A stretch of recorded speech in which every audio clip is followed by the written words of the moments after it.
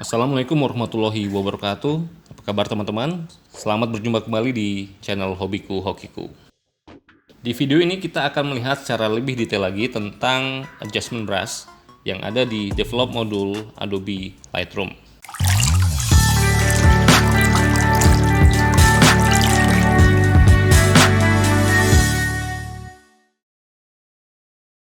Untuk teman-teman yang baru bergabung, video ini merupakan bagian dari playlist tentang tutorial Adobe Lightroom untuk pemula. Silahkan nonton video saya yang ada di playlist tersebut untuk belajar tentang Adobe Lightroom. Dan jangan lupa please subscribe karena subscribe itu gratis. Adjustment brush berada di pojok sebelah kanan toolbar. Di sini kita bisa klik ikonnya atau tekan huruf K pada keyboard untuk mengaktifkannya. Oke, jadi klik icon atau tekan K pada keyboard. Dan ketika diaktifkan, ini banyak sekali slider yang kita lihat. Tapi jangan pusing dulu dengan banyaknya slider ini, karena sebenarnya banyak hal yang bisa kita lakukan dengan mudah menggunakan adjustment brush ini. Yang pertama yang akan saya jelaskan adalah bagian bawah ini disebut atribut brush. Seperti yang kita lihat itu ada 3, yaitu A, B, dan erase. Atribut A dan atribut B ini memiliki settingan size, feather, flow, dan density yang berbeda-beda.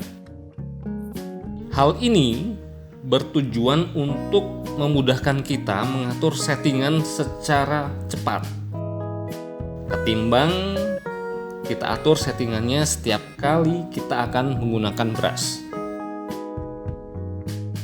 Jadi selain diklik untuk mengubahnya, kita juga bisa mengubah settingan atribut ini dengan menekan slash key atau garis miring. Oke, seperti ini. Saya tekan slash key ini. Jadi atributnya berubah. Coba saya gunakan atribut A. Exposure-nya saya turunkan. Ketika saya garis, maka akan seperti ini. Nah, sedangkan atribut erase itu digunakan untuk menghapus efek brush yang sudah kita lakukan. Seperti ini misalnya. Oke ya. Jadi ada atribut A, B, dan erase. Oke, kita reset.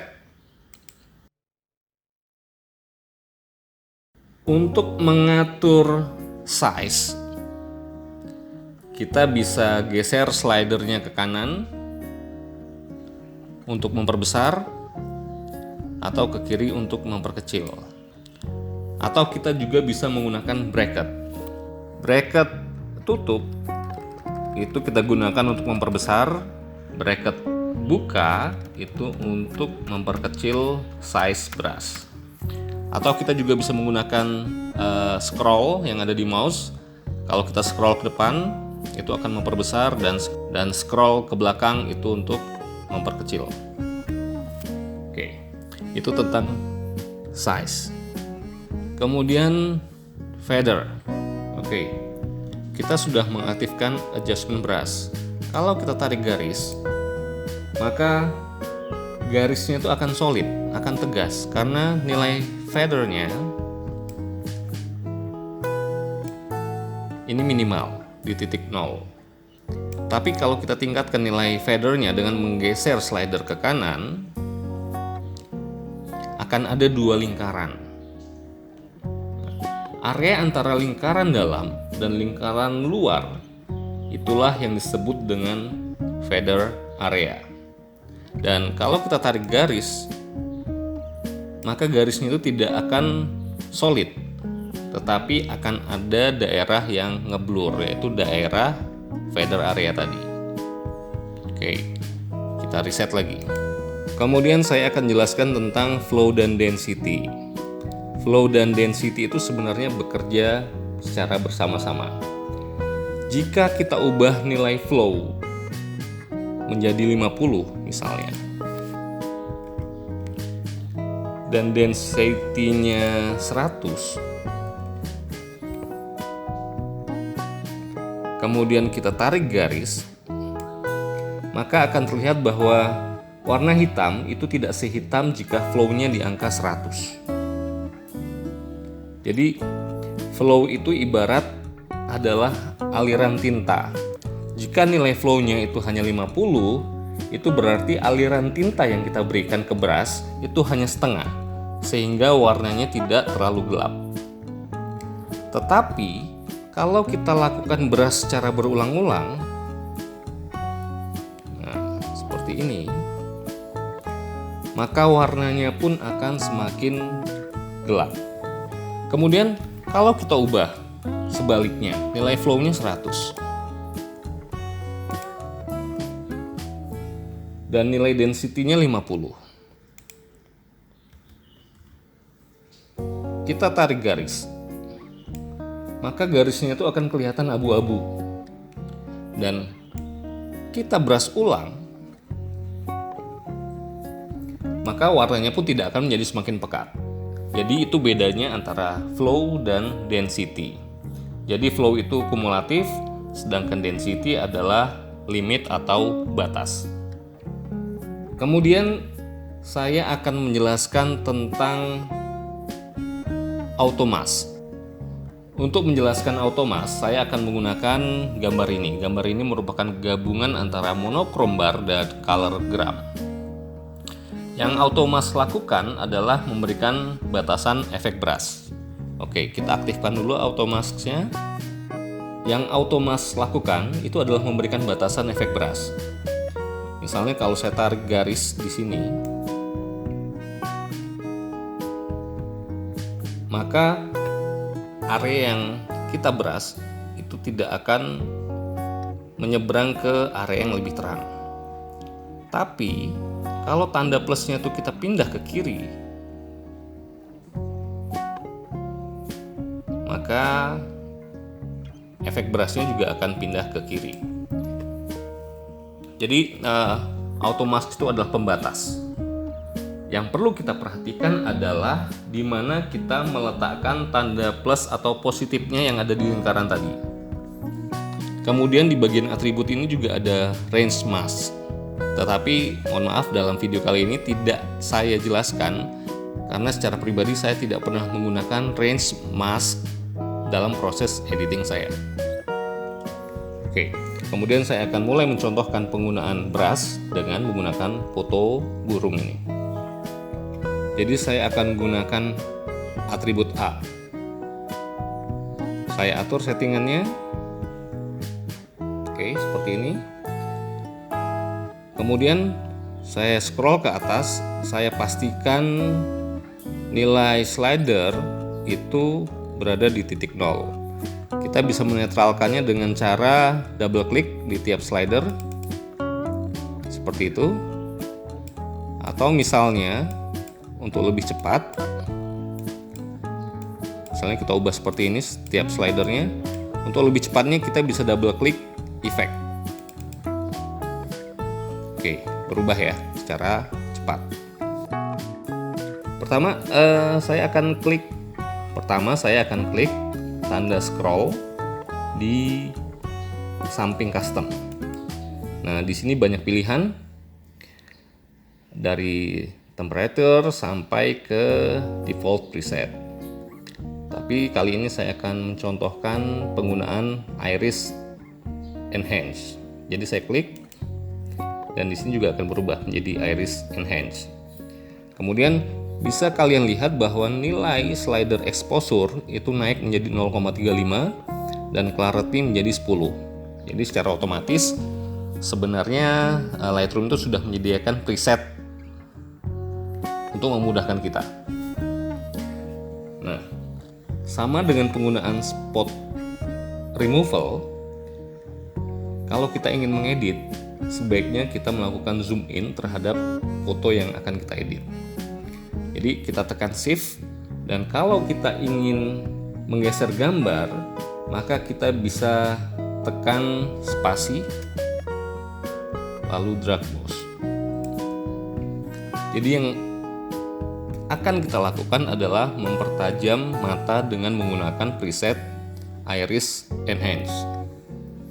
Kita akan brush area mata. Untuk melihat area yang sudah kita brush, kita bisa menekan huruf O pada keyboard. Oh, ternyata saya tidak hanya melakukan brush terhadap mata, tetapi juga sampai ke paruh. Jadi saya akan hapus dengan menekan tombol Alt pada keyboard, kemudian saya brush di area tersebut.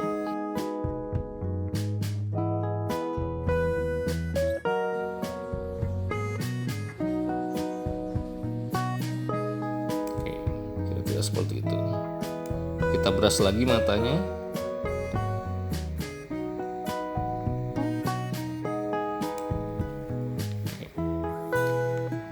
Kita tekan huruf O lagi. Nah, jadi kelihatan matanya itu kelihatan lebih tajam. Jadi ini before dan ini after. Mungkin tidak terlalu kelihatan ya. Coba kalau kita zoom out.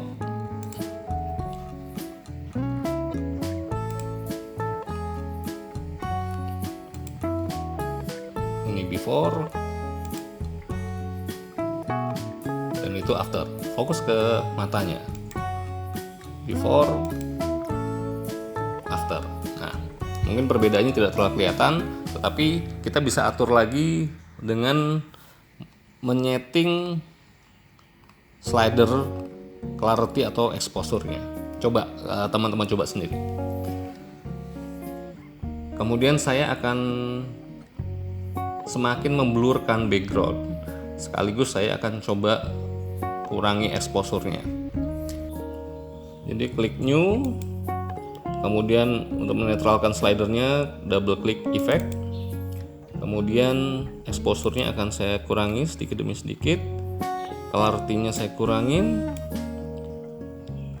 sharpness-nya juga saya kurangi. Kemudian ukuran brush-nya akan saya perbesar. Baru saya brush. Untuk melihat efeknya, saya tekan huruf O. Oke, yang merah itu berarti yang sudah kita brush.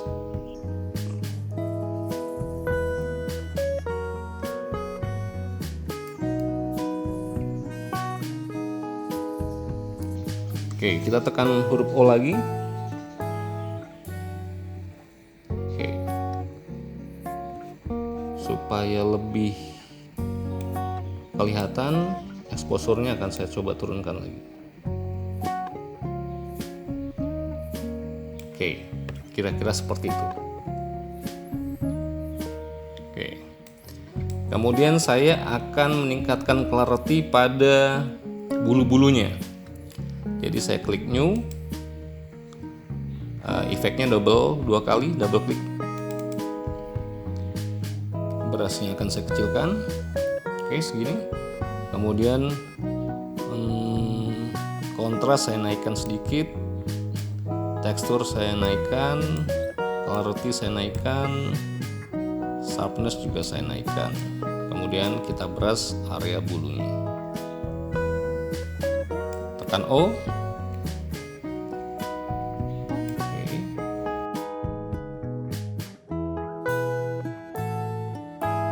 Kira-kira seperti itu. Tekan O lagi. Jadi ini gambar sebelum dan ini sesudah kita melakukan editing dengan adjustment brush. Jadi sekian tentang adjustment brush. Semoga apa yang saya sampaikan ini cukup praktis dan membantu teman-teman dalam proses editing menggunakan Adobe Lightroom. Yang penting kita jangan ragu-ragu untuk mencoba, karena kalau kita nggak mencoba ya kita nggak akan menguasai proses editing foto ini. That's all everyone. Thanks for watching and keep experimenting with your editing. See you soon. Wassalamualaikum warahmatullahi wabarakatuh.